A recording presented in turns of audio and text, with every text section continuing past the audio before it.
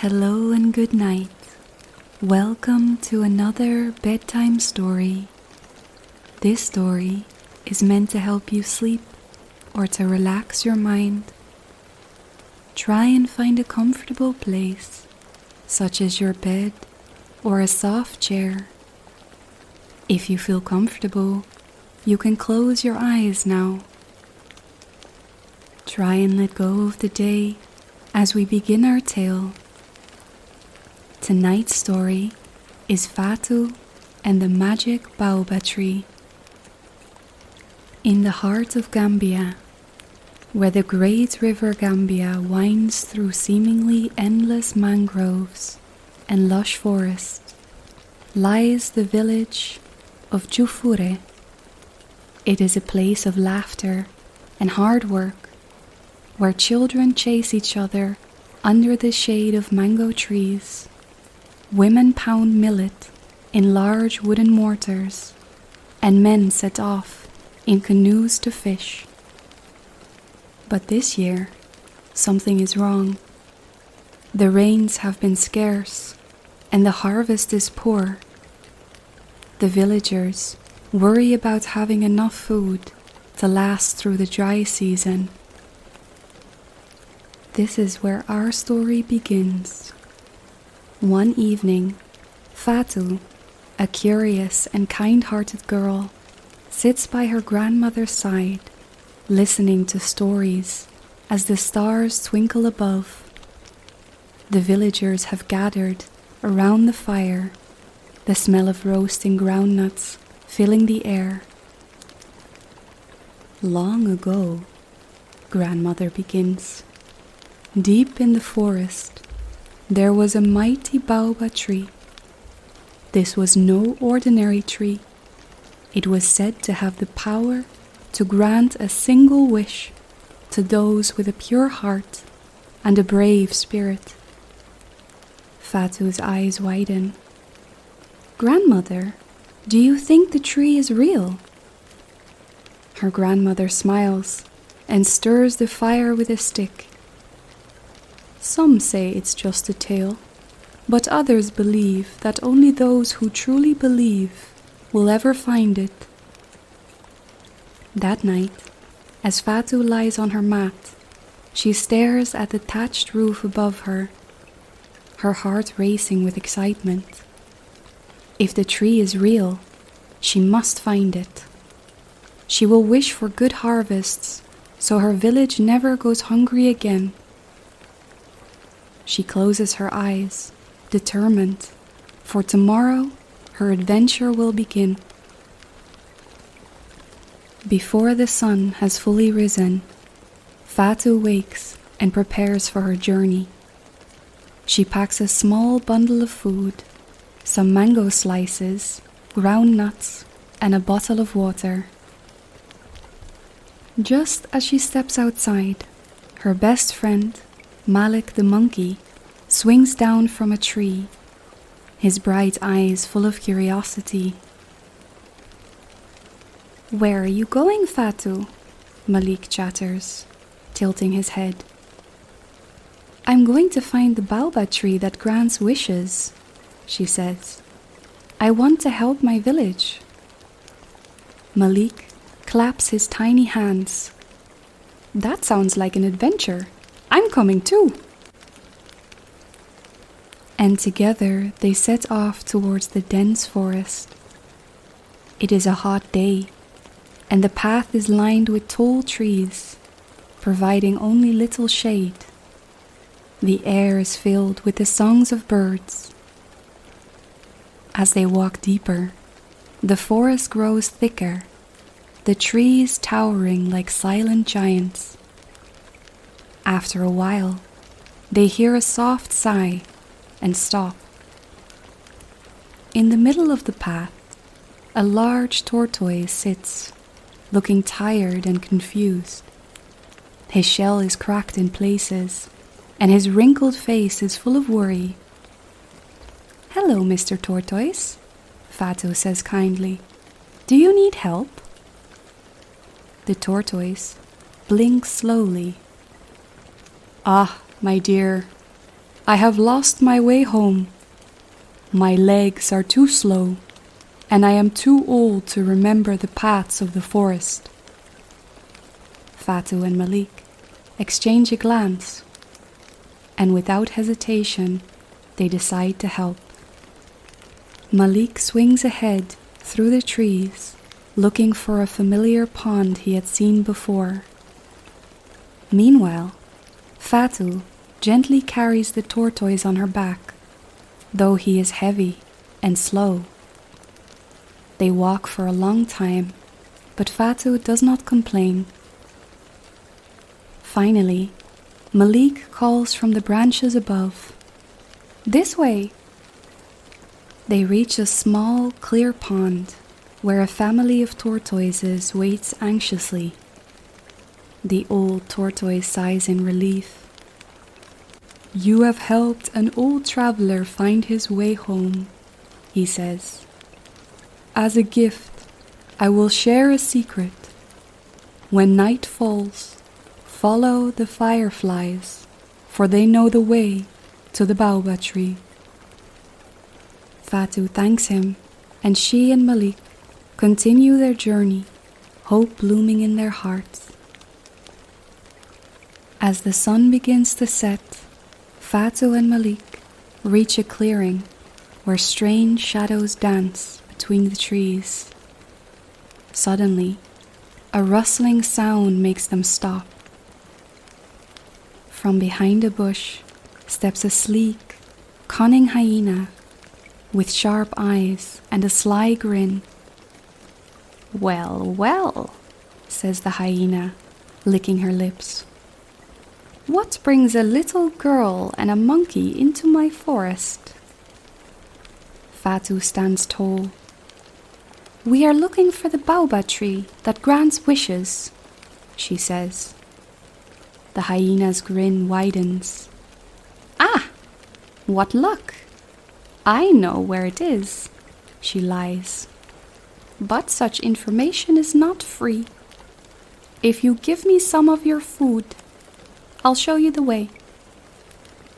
Fatou hesitates. Her stomach growls, but she does not want to be unkind. She hands the hyena a handful of groundnuts, and the hyena munches happily, then flicks her tail and says, "Follow me." For what feels like hours, they follow her through the forest, twisting and turning, until Fatou notices something strange. No fireflies. She remembers the tortoise's advice and stops walking. "Wait," Fatou says, narrowing her eyes. "You're leading us in circles." The hyena cackles. "Too clever for your own good, little girl." And, with a flick of her tail, she vanishes into the darkness. Fatou looks up and gasps. Tiny glowing fireflies dance in the air. "The fireflies!" she exclaims. "Let's follow them, Malik." Hand in hand, they follow the twinkling lights deeper into the forest. As Fatou and Malik follow the fireflies, they reach the banks of a wide river. The water is dark and still, and a wooden bridge stretches across to the other side. But as Fatou steps forward, she hears a deep voice. "Be careful, little one," it growls. A massive crocodile rises from the water, its golden eyes watching her closely. "This bridge is old and weak," says the crocodile. "If you step on it, you may fall into the river, where many of my brothers and sisters wait beneath the surface." Fatou gulps. "Then how can we cross?" The crocodile smirks. "Answer my riddle, and I will carry you across."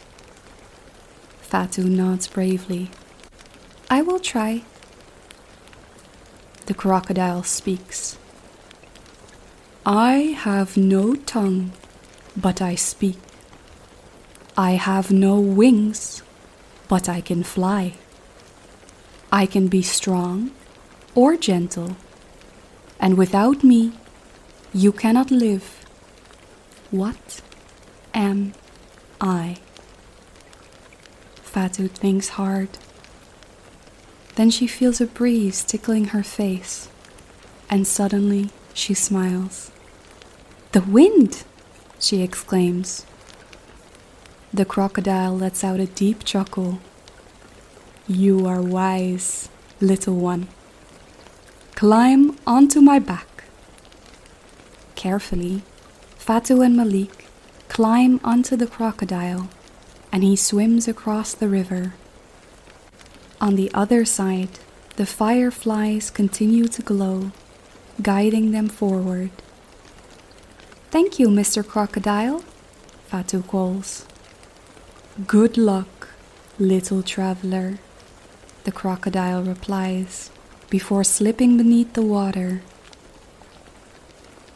After crossing the river, Fatou and Malik continued their journey through the forest. The trees thinned, revealing a wide, grassy marshland.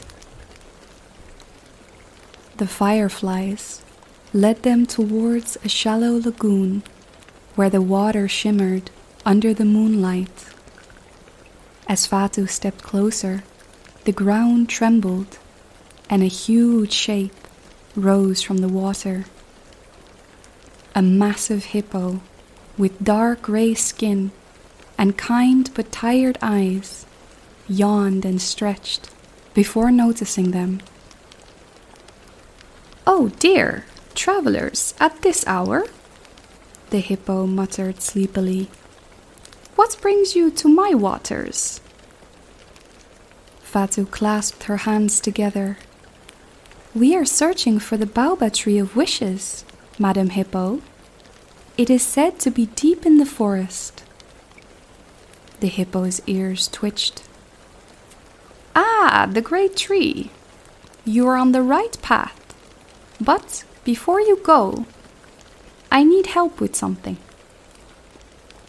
Malik scratched his head. What could a big, strong hippo possibly need help with? The hippo sighed. My little brother Booba has wandered off and I cannot find him. He's too young to be alone in the marsh, especially at night when dangers lurk. Fatou and Malik exchanged glances. They knew they couldn't ignore someone in need. We'll help you find him, Fatou declared. The hippo smiled. Thank you, little ones. But be careful. There are tricky creatures in the marsh. Fatou and Malik waded carefully through the shallow waters, their feet sinking slightly into the mud. The night was alive with the sound of croaking frogs and chirping crickets. Suddenly, Malik's sharp eyes caught something moving near a cluster of reeds. Look, he pointed. A small hippo calf was stuck in the thick patch of vines, struggling to free himself. His tiny eyes were wide with fear. Booba, Fatou called gently. Don't be afraid. We'll help you. The little hippo wiggled, but the vines only tightened. Fatou and Malik quickly got to work. Malik used his small hands to untangle the vines, while Fatou pulled at the tougher ones. Booba let out a little whimper, but soon he was free. He stumbled forwards and nuzzled Fatou's shoulder in gratitude. Thank you, he squeaked. They guided Booba back to the lagoon, where the large hippo was waiting anxiously. Upon seeing her little brother, she let out a relieved sigh. You have done a great thing tonight, the hippo said warmly. Because of your kindness, I will tell you something very important. When you reach the great baobab tree, you must listen carefully. The tree will not simply grant wishes, it will test your heart. Fatou nodded, feeling the weight of those words. Thank you for your wisdom, Madam Hippo. And with that, she and Malik waved goodbye and continued on their journey, knowing they were getting closer to their final challenge. At dawn, Fatou and Malik stepped into a quiet grove where a massive baobab tree stands tall, its roots like great arms embracing the earth. The air is thick with magic, and the tree hums with an ancient power. The leaves shimmer as though whispering secrets to the wind, and the scent of blooming flowers drifts through the grove. A gentle mist coils around the roots, making the entire place feel like a dream. Then, a deep, gentle voice rumbles from the tree. Who comes before me? Fatou straightens her shoulders, though her heart pounds with anticipation. It's me, Fatou, she says bravely. I have traveled far to find you. The baobab's leaves rustle like 1,000 voices murmuring. Many seek my magic, but not all are worthy. What is your wish? Fatou does not hesitate. I wish for good harvest, so my village never goes hungry again. The baobab is silent for a moment, as if weighing her words. Then it asks, why not wish for gold or for great power? I can grant you anything, you know. But Fatou shakes her head firmly. Gold will not fill empty stomachs, and power means nothing if my people suffer. I just want to help my village.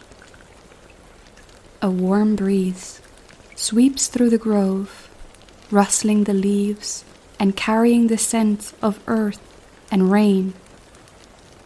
Fireflies emerge from the tree's hollow, glowing softly like tiny stars, swirling around Fatou in a dazzling dance. The ground trembles slightly, and a deep hum resonates through the air. You have a kind heart, the tree says, its voice filled with warmth and wisdom. Because of your selflessness, I grant you this gift. A small seed, glowing like the sun, falls from the branches and lands gently in Fatou's hands. It radiates warmth, pulsing with an energy unlike anything she has ever felt before. Plant this in your village, and it will bring you abundance. But remember, true prosperity comes not just from magic, but from care, hard work, and unity. Tears of gratitude fill Fatou's eyes as she clutches the seed to her chest. Thank you, great tree. Malik claps his tiny hands in excitement. We did it, Fatou! With renewed determination, they turn and make their way home, the golden seed glowing softly in Fatou's hands. They do not feel the ache in their feet or the weariness in their bones, only the joy of hope and the promise of a new beginning. Back in Jufure, the villagers gather around as Fatou tells them her story. With great care, she plants the seed in the center of the village. Days pass, and then something incredible happens. A mighty baobab tree grows overnight. Its branches stretch wide, its trunk strong and thick, and it bears fruit that never runs out. Its leaves even heal the sick, and its roots bring fresh water from deep underground. The villagers celebrate, dancing and singing Fatou's name. Her grandmother hugs her tightly. "You have done something truly special, my child," she says. "You showed wisdom beyond your years." From that day on, the baobab tree stands as a symbol of kindness, courage, and the power of a pure heart. And whenever children sit beneath its shade, the elders tell the story of the brave girl who made a wish, not for herself, but for everyone. The end. Thank you for listening to this bedtime story. I hope you enjoyed the tale tonight. If you did, please like the video and subscribe to the channel for more audiobooks and tales to come. Until next time.